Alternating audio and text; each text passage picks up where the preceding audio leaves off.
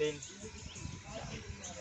Up 4 up 5 up 6 up 7 up क्या कर लो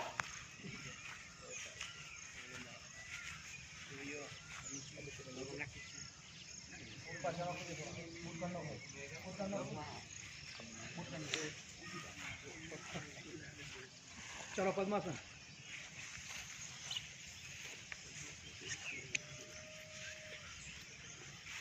एक कहता श्वास ले बे कहता रोकवानो छे बराबर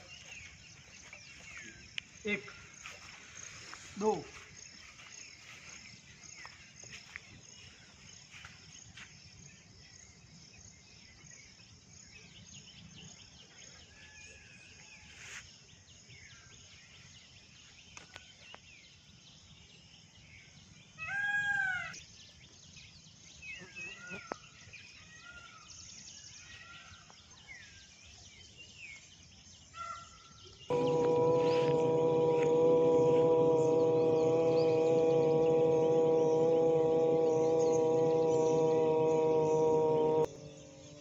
1 2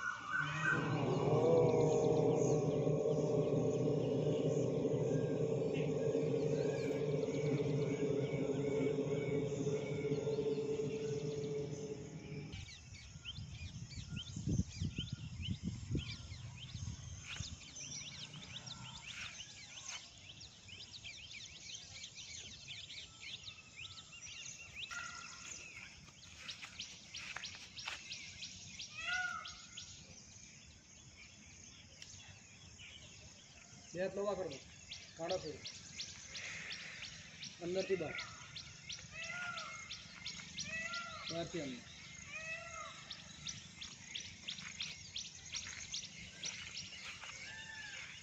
ફરી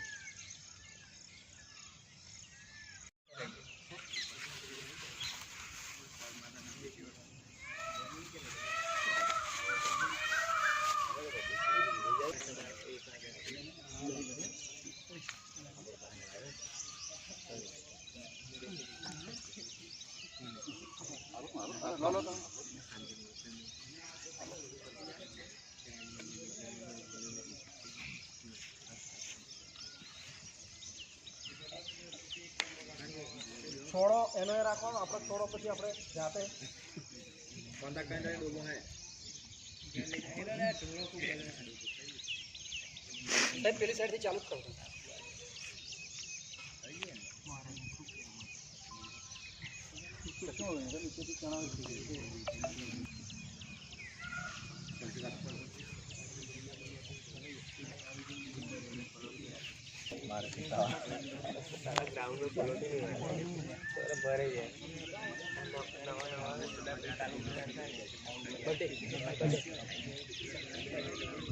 એમ ના કરે તો ના મજા આવે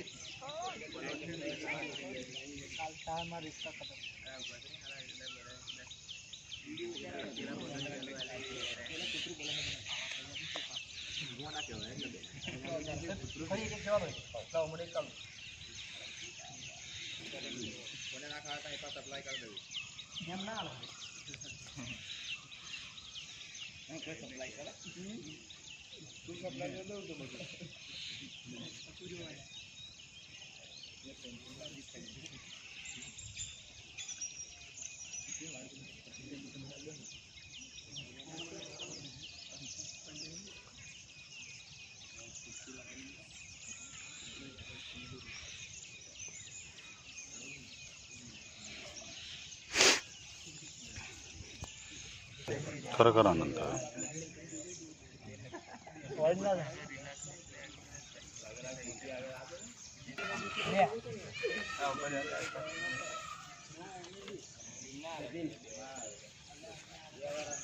जबलू कर लो थोड़ा ही जबलू कर ले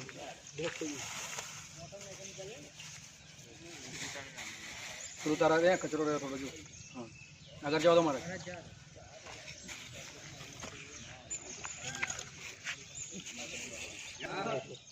બસ બસ બરાબર. જોરથી બોલવાનું અને સાહેબ કશું પૂછે એટલે રેડી? હા, એમ અવાજ આવો જો સાહેબને આનંદ થાય. જો ખરેખર તો સૌથી પહેલાં કહું, તમારા બધા માટે એટલું બધું મને ગૌરવ છે ને કે આપણા વિસ્તારમાં મને લગભગ આમાંથી 80% ઓળખતા હશે. બરાબર. બાકીના તો લગભગ નહીં ઓળખતા, બીજા વેલપોતાને તે બાજુના છે એટલે કદાચ ન ઓળખતા હોય.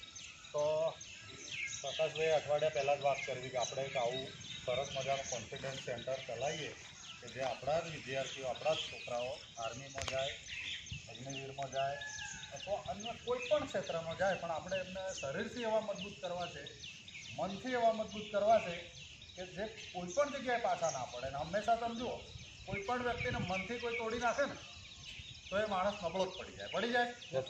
કોઈ પણ જગ્યાએ આપણે જઈએ ને તો એમ કે અહીંયા મેં હમણાં એક દિવસ સાંભળ્યું કે અમિતાભ બચ્ચનના અવાજ માટે ગવર્મેન્ટમાં રેડિયો સ્ટેશન પર ક્વોલિફિકેશન થયું તો ત્યાંની સરકારે એવું કીધું કે તમારો અવાજ બરાબર નથી, તમે નોટ ક્વોલિફાઈડ. જો અને આજે અમિતાભ બચ્ચન કઈ છે અમિતાભ બચ્ચન આજે? આપણે બધા જોઈએ છે કે નહીં જોતા? જોઈએ ને. જો એમને એમ કીધું કે તે દિવસ તમારો અવાજ બરોબર નથી, રેવાય નાસીપાસ થઈ અને ઘરમાં બેસી ગયા હોત તો, પણ એમને એમ થયું કે હજુ મારો અવાજ સુધાર, મારી શૈલી સુધાર, મારી બરાબર. બાકી કોઈ પણ જગ્યાએ એવું માનસિક રીતે એવું ન વિચારતા કે આ ન થઈ શકે.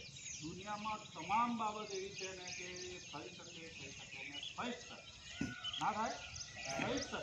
પણ પેલા અર્જુન જેવી વાત કરી દઈએ કે ભાઈ જ્યારે અગ્નિ પરીક્ષા લેવાની થઈ તો અર્જુનને, ભીમને, સહદેવને, નકુળને બધાને પૂછવામાં આવ્યું કે ભાઈ પેલું શું દેખાય છે, પેલા પક્ષીની પાંખ વીંધો. એ તો ભણ્યા છે ને આપણે.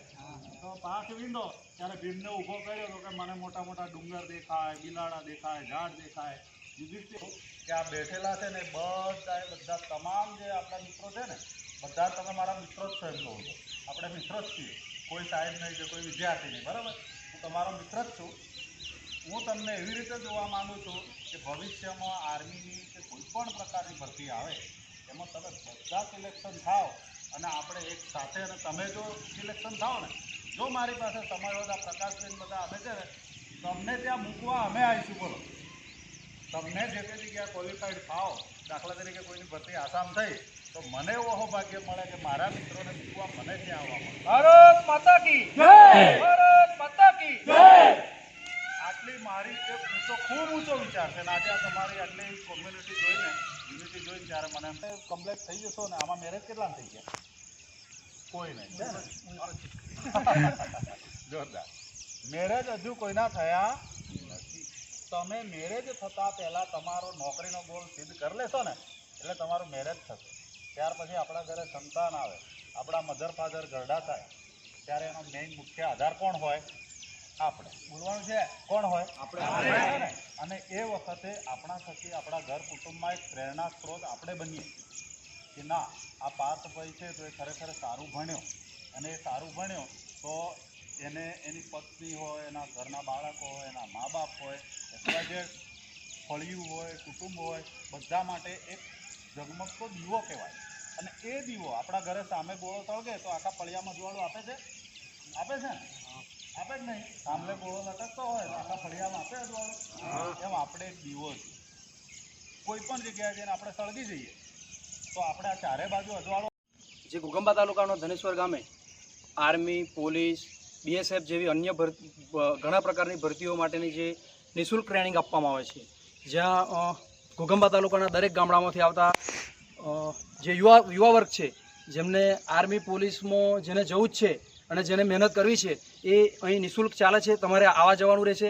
સવારમાં 5 વાગે આવવાનું હોય છે અને 8 વાગ્યા સુધી આપણે 3 કલાક જેવું અહીં ગ્રાઉન્ડમાં જે રનિંગ છે, અન્ય પ્રકારનું બધી જે પ્રમાણે ટ્રેનિંગ જે આવતી હોય છે એ કરાવવામાં આવે છે, જેનું કોઈ શુલ્ક હોતું નથી, નિઃશુલ્ક છે. આજુબાજુના કોઈ બી ગામડાઓમાંથી જે ભાઈઓએ મહેનત કરવી છે અને જેને પોલીસ આર્મીમાં જવું છે એ આવી શકે છે. અને પૂરો સહયોગ જે છે એ યુનાઇટેડ વે બરોડા અને યુનાઇટેડ વે બેંગ્લોર જેનો રહેલો છે. અહીં આવવામાં તમારે આવવા જવાનું રહેશે. એના સિવાયનું કોઈ પણ પ્રકારનું શુલ્ક આપવામાં આવતું નથી. જે કોઈના વાલીઓ બી મીડિયાના માધ્યમથી જાણે અને જે કોઈને મુલાકાત લેવી એ પણ સવારમાં 6 વાગ્યાની આસપાસ આવી શકે છે. મુલાકાત લીધા પછી તમે તમારા આજુબાજુના બાળકને આ વિડીયોના માધ્યમથી જણાવવામાં આવે છે કે તમારા આજુબાજુનું બાળક હોય અને જે આવવા માગતો હોય, જો યુવાધન આવનારી પેઢી આપણા ભારત માતાની જે રક્ષા કરવા માગતો હોય એ યુવાનને અહીં સુધી પહોંચાડો. બીજી આગળની જવાબદારી એ અમારી રહેશે અને જે સહયોગ સારામાં સારો યુનાઇટેડ વે બરોડા બેંગ્લોર જે આપી રહી છે એના માધ્યમથી આગળનું ઓલ ઓવર ગ્રાઉન્ડ સુધીથી આજથી આ ગ્રાઉન્ડથી લઈ અને જે ભરતી પૂરી કરશે ત્યાં સુધીનો સહયોગ જે રહેશે. ભારત માતા કે જય! ભારત માતા કે જય!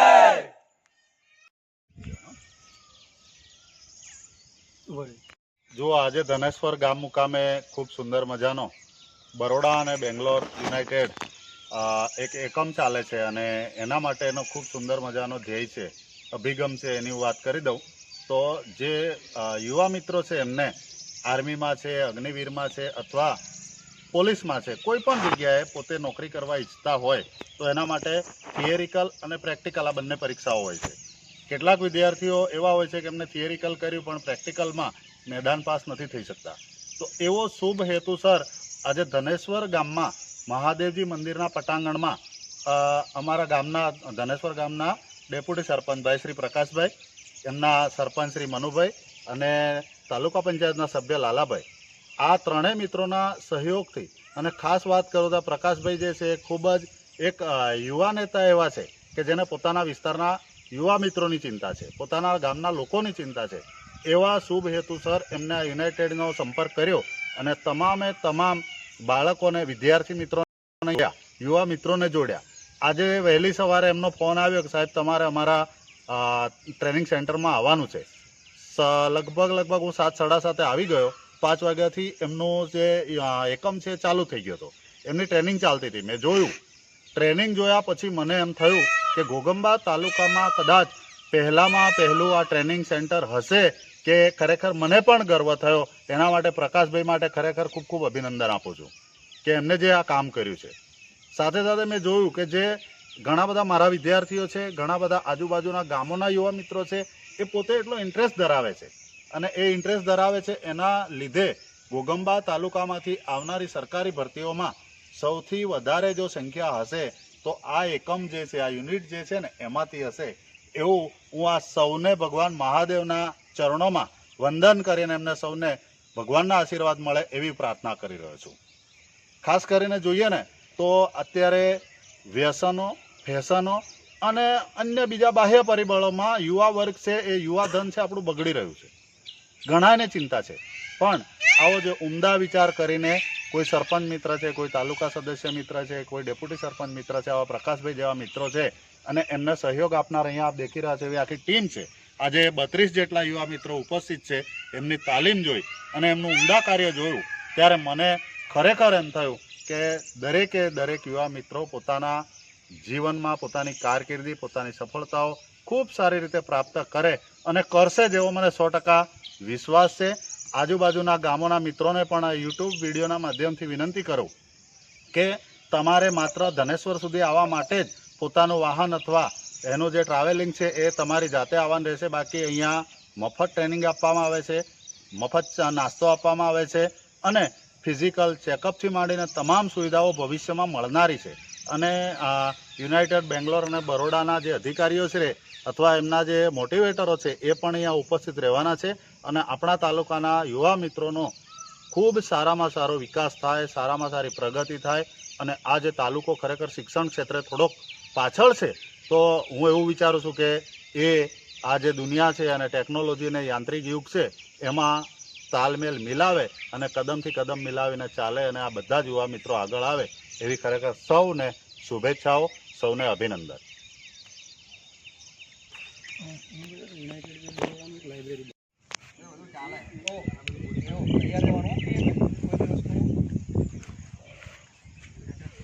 મોડું બંધ કરતો છે.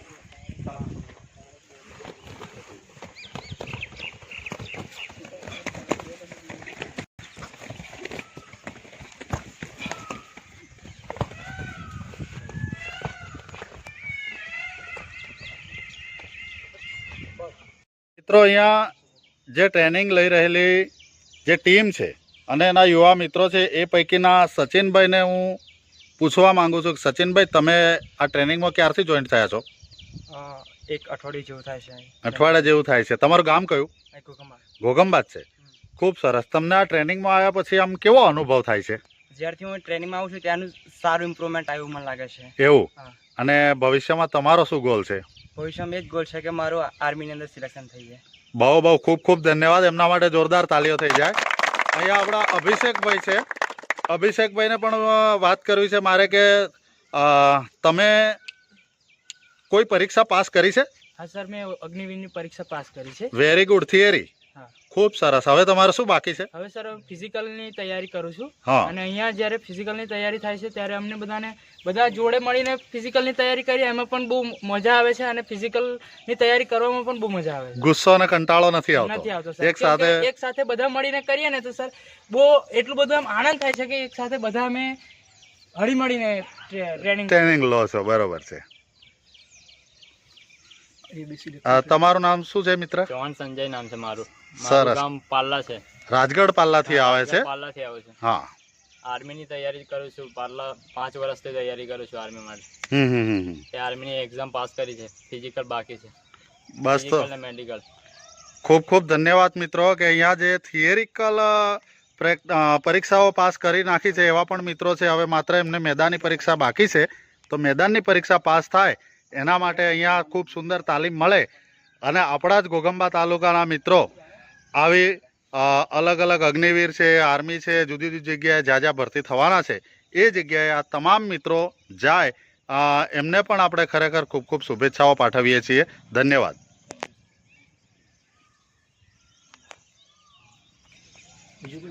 આ ટ્રેનિંગ સેન્ટર ઉપર જોઈ રહ્યા છો મિત્રો આપ કે અહીંયા 6 મિત્રો એવા છે. આજે 32 મિત્રો હાજર છે. એમાંથી 6 મિત્રો એવા છે કે જેને થિયરિકલ પરીક્ષા પાસ કરી નાખી છે અને માત્ર એમને હવે ગ્રાઉન્ડ લેવલની પરીક્ષા બાકી છે.